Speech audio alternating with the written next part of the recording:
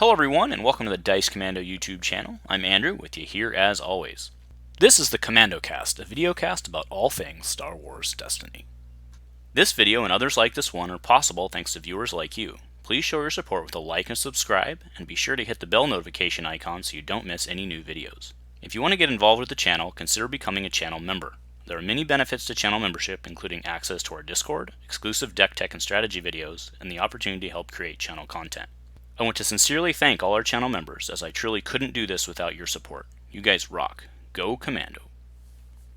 Happy ARH6 release day, everyone, and good morning. So there is obviously quite a bit to unpack in this set, but what I wanted to do this morning was run through kind of where my head is at early on which pairings I'm looking at, which cards I think are cool, and really where I'm going to be putting my effort for deck building out of the gate.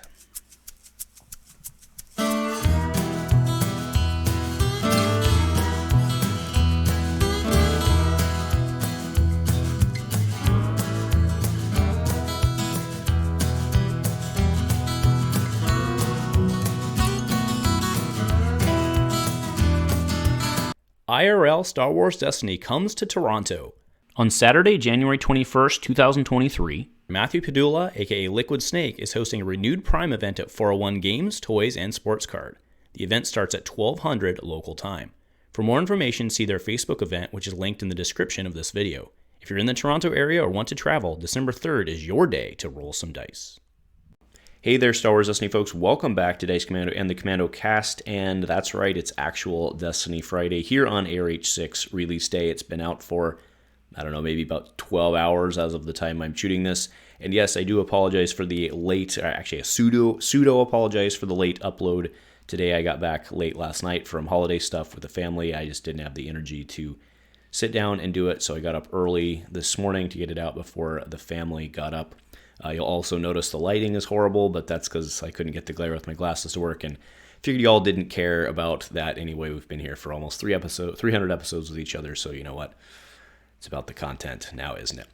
All right, so let's just go ahead and go right into it. So I've looked over. I mean, I went through all the cards and saved them and stuff like I usually do to make the images, and that's about the extent of what I've gone through. Some cards I've obviously gone through more than others, and then we've had a whole bunch of spoilers. So I just figured I'd go through kind of where my head is at on what excites me out of the gate, and where I think I'm going to be putting the deck building energy, right? You know, there's always a couple things that grab each of us as we go through the set, and that's really what we're talking about. So first up is Big Vader X. I think I'm actually going to try and do some Vader stuff. It's been a while since I've been really into like a blue period, right? I mean, I've been doing Guy Love for a while, but other than that, it's been mostly red, yellow guns for a couple sets now. Red, yellow of sorts for a couple sets now.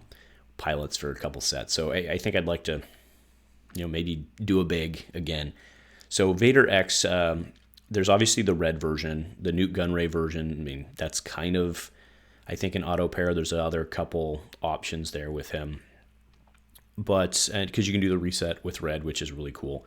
But I do think the majority of the upside lies probably in yellow. So specifically when I saw the new plot Shroud of Darkness, that really pops to me as something worth running, like a Vader, like a 3-die Vader. I don't know that you can run a 3-die Vader in the game anymore. So we'll see. That plot's pretty good, right? Because it doesn't force them to go down a card. They would go down the card anyway, but then Vader can do his thing, and then you get a ping out of it.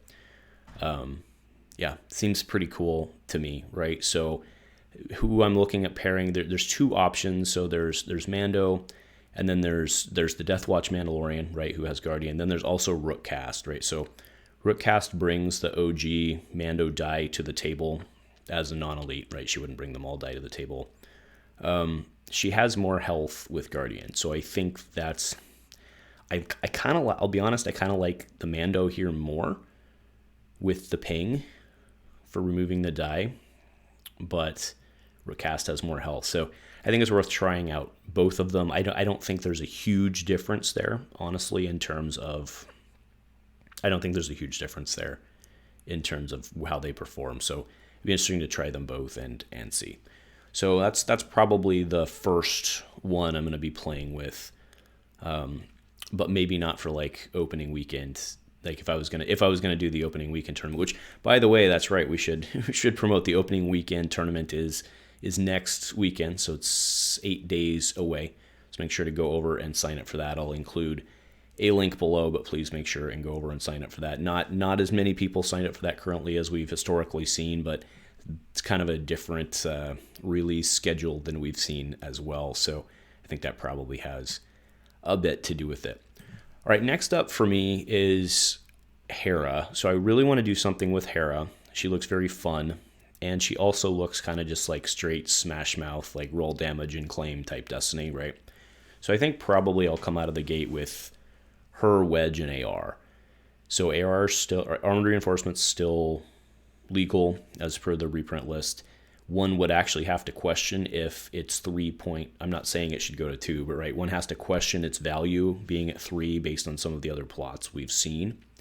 I mean, I think that is a fair question as to whether it stayed the same and creep has happened, right? So one has to question whether or not, but either way, you have Wedge at 12. They work perfectly as a 30-point list.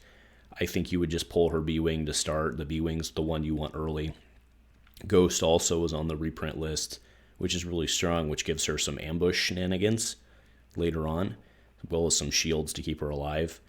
I mean, for sure, there's an argument that getting Ghost early to get those shields out is good as well. But I think the B-Wing's the one you want early because it gives you protection in a match where you need to blow up other ships. It gives you protection there, or at the very least, you're just loading it up and you can throw 3 or 4 at them at the end of the game, right? So I think that's probably the way to go. You also have Armory and the upgrade tricks, right? Westar's still a thing. You're going to be relatively fast with this deck, so those Westar pings do add up. They're usually a Westar is usually worth 2 to 3 damage over the course of a game. If you get it early, if you can get both of them out, well, that's a lot.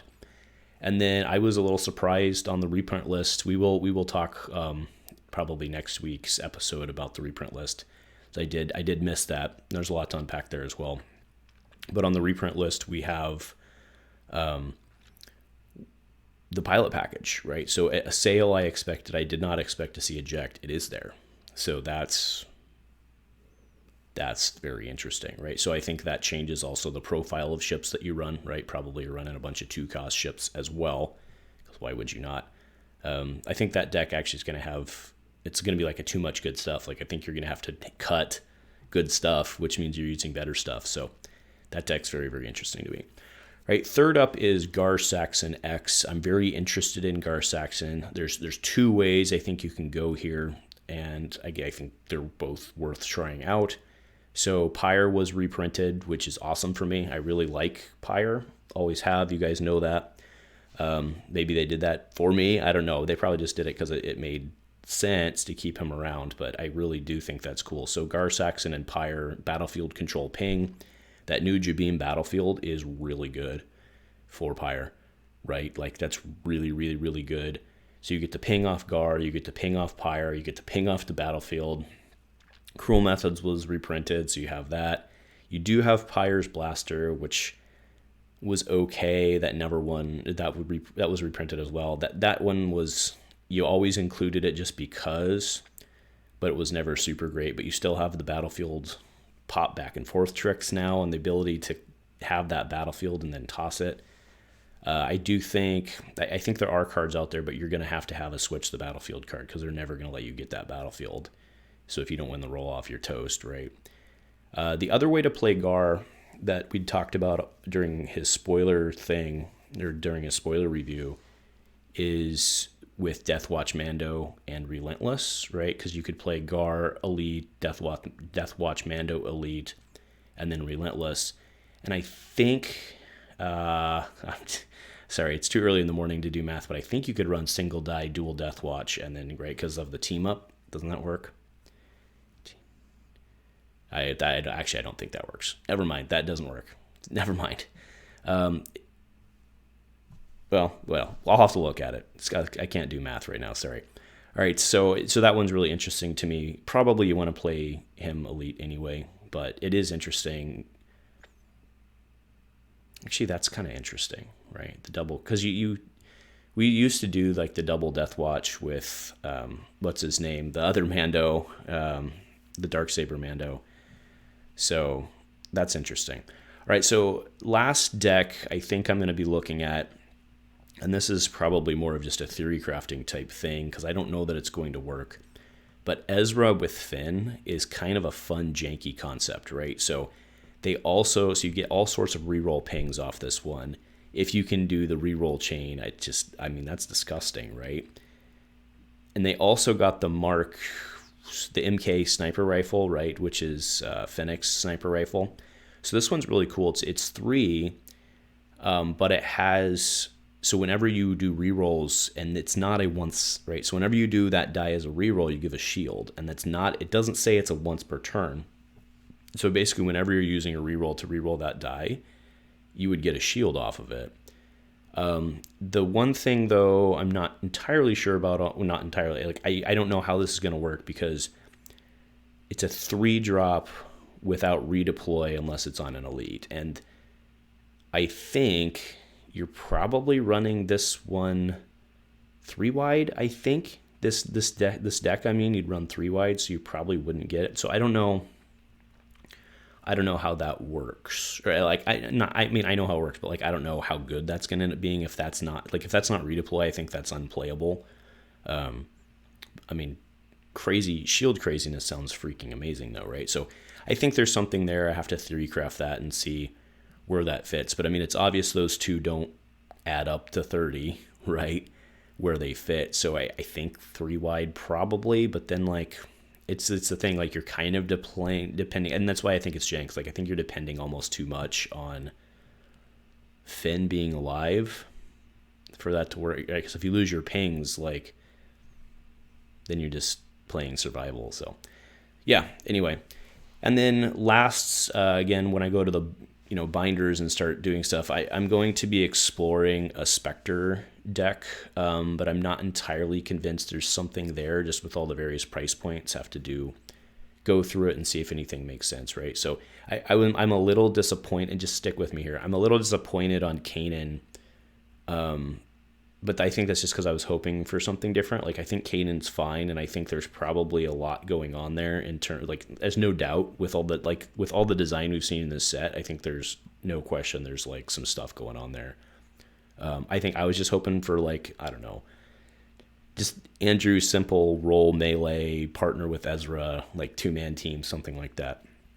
So I think there's a lot more going, like it's very clearly going to be like a 3-man team, right, with Spectre Cell doing that. And I'm not sure who you pair that with. Probably it's Zeb, probably. So yeah, we'll see. 5-die Spectre, which is good, right? That's fun. And then it would end up being 2-color with Zeb, because I don't think you can really. I mean, I don't think you can get Hera in there. So anyway, I'll have to. But I'm going to explore that. But I don't think there's anything there that appeals to me out of the gate. But I think it is worth looking and trying to do the math on the Spectre Cell thing. So anyway, that is my list that I came up with this morning. I'm very curious to hear what you guys are excited about. There's Inquisitors going on. There's some control stuff with Vizago going on. There's a lot going on in this set to unpack. So I'm very curious to know what is appealing to you guys out of the gate, what looks cool to you guys out of the gate. So yeah, let me know in the comments below. And if nothing else, thank you guys for tuning in. Please enjoy the new set release. Have a great time next weekend. And if nothing else, go Commando.